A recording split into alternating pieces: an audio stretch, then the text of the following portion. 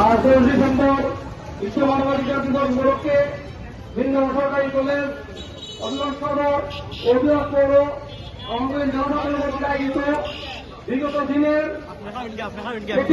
হাসিনার মাধ্যমে যে খুন খুনের শিকার হয়েছে সেই খুন খুনের বিচার দাবিতে আজকের এই মানববন্ধন থেকে আমরা স্পষ্ট কথা বলতে চাই। এর অন্তর্বর্তী সরকারের কাছে আমাদের দাবি অতি শীঘ্রই এই ডাইনি মহিলাকে বাংলাদেশে এনে সেই বিচার কার্যক্রম শুরু করতে হবে এবং এই হাসিনা কর্তৃক আমাদের নেতা ইলিয়াস আলী সহ বাংলাদেশের প্রায় 700 বিএনপি এবং ছাত্র দলের বিভিন্ন নেতাকর্মী ঘুমের শিকার হয়েছে এবং অগণিত নেতাকর্মী খুনের শিকার হয়েছে। এই রক্ত পিপাসু মহিলা আজ বাংলাদেশ থেকে বিতাড়িত হয়েছে ঠিকই, কিন্তু ইন্ডিয়া কিও তার ষড়যন্ত্র দেবে নেই, সে এখনো ষড়যন্ত্র চালিয়ে যাচ্ছে।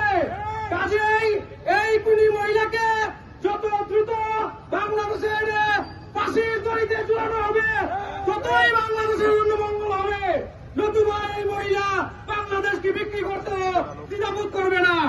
কাজে আজকের মানববন্ধন থেকে আমাদের একটাই দাবি, এই খুনি হাসিনাকে অতি শীঘ্রে বাংলাদেশে বিচার কার্যের জন্য আনা হোক।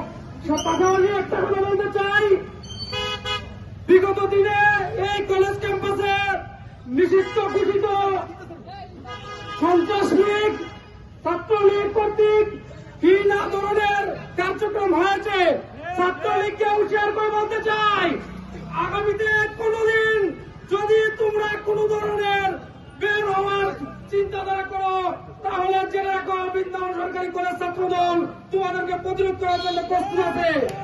আরেকটা কথা বলতে চাই, ফেসবুকে বিভিন্ন অনলাইনের মাধ্যমে বড় বড় আওয়াজ দেয়, আমরা বলি কি দেখা না দিলে বন্ধু কথা কইও না, বহুত দিন গেছে সেই দিন আর দিন রয়েছে না, আসো দেখা হবে। সবাইকে ধন্যবাদ, ধন্যবাদ,